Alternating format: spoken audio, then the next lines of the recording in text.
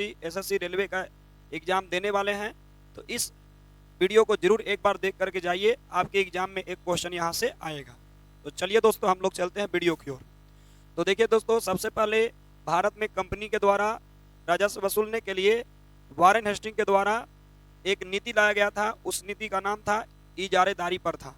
इजारेदारी प्रथा लगान को वसूलने के लिए। तो इस इजारेदारी प्रथा में वारेन हेस्टिंग जमींदार को बाहर कर दिया और नीलामी व्यवस्था को अपनाया था, और पूरी तरह से आपका किसी जो नीलाम जीतता था उसी को आपका जो है देने का काम करता था। तो यहाँ पर 1772 में शुरू में 5 वर्षीय था ये इजारेदारी प्रथा। इसमें जमींदार को बाहर रखा गया था, लेकिन जब इस व्यवस्था में कंपनी को लॉस होने लगा तो इस व्यवस्था को बाद में वारेन हेस्टिंग 5 वर्षीय से घटा के 1 वर्षीय कर दिया। इसके बाद दूसरा जो आता है उसका नाम है जमींदारी सरदारी इस्तमरारी व्यवस्था। ये लाया था लॉर्ड कॉर्नवालिस। शुरू में इसको 10 वर्षीय रखा गया था और ये 1790 में आया था लॉर्ड कॉर्नवालिस।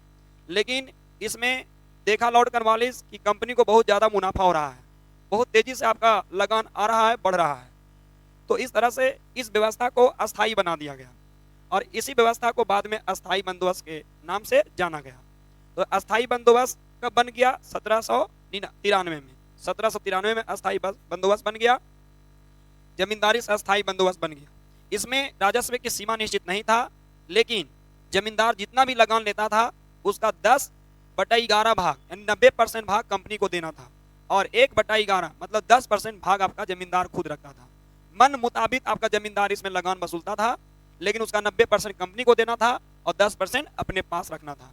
यह व्यवस्था में 1794 में लॉर्ड कॉर्नवालिस सूर्य अस्त का नियम ला दिया। मतलब जो भी जमींदार सूर्य अस्त के आपका मतलब जो फिक्स समय है लगान देने का कंपनी को, उस फिक्स समय के सूर्य अस्त तक लगान नहीं जमा किया कंपनी को, तो उसका जमींदारी को है छीन लिया जाएगा और दूसरे को आपको दे दिया जाएगा।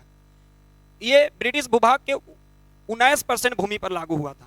ब्रिटिश भूभाग के 19% भूमि पर लागू हुआ था। एक देखिए रैयत बाड़ी व्यवस्था है। रैयत बाड़ी व्यवस्था, इसमें किसान को ही, गांव के एक किसान को मेन आदमी बना दिया गया और लगान वसूलने का जिम्मेवारी दे दिया गया। 1792 में मद्रास के 12 महल जिला में पहली बार कर्नल रीड ने आपको इसको लागू किया, पहली बार। एक बात और याद रखिएगा दोस्तों, जमींदारी व्यवस्था जो है, इस जमींदारी व्यवस्था का योजना तैयार किया था सर जॉन शोर।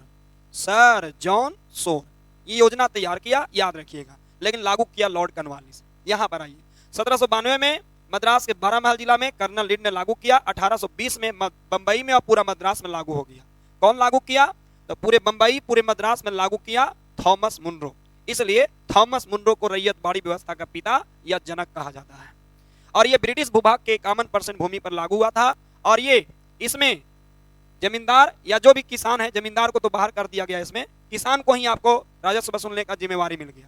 इसमें मेन गांव का किसान, सभी किसान से कुल उपज का कितना % आपका भाग आपका जो है लगान लेगा।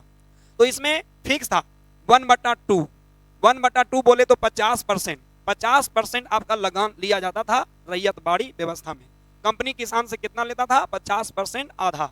कितना % भूमि पर लागू हुआ था? ये 51%। पिता जनक थॉमस मुनरो, पहली बार लागू किया कर्नल रीड। एक आइए महलबाड़ी व्यवस्था। महलबाड़ी व्यवस्था में गांव के किसी मुखिया को या लम्बदार को जिम्मेवारी मिला कि भाई आप लगान वसूलिए। और ये महलबाड़ी प्रथा हॉल्ट मैकेजी ने लागू किया। 1822 में इसको आपका लागू किया गया। 30% ब्रिटिश भूभाग के 30% भूमि पर लागू किया गया था। और ये गंगा की घाटी में, पश्चिमी उत्तर प्रदेश में, मध्य भारत में और पंजाब के इलाका में महलबाड़ी व्यवस्था को लागू किया गया था। इसमें लगान कितना था? तो शुरू में 2/3 था, लेकिन बाद में घटा करके 1/2 कर दिया गया। यानी सभी किसान लोग कंपनी को कितना लगान देते थे? तो शुरू में 2/3 और बाद में घटा करके 1/2 यानी 50% लगान देते थे। तो दोस्तों, ये आपका वीडियो आप लोगों को कैसा लगा? वीडियो को शेयर करिए, कमेंट करिए, सब्सक्राइब कीजिए। ऐसा ही वीडियो को पाने के लिए आप शेयर कीजिए, सब्सक्राइब कीजिए। तो चलिए आज के लिए यहीं तक। जय हिंद, जय भारत।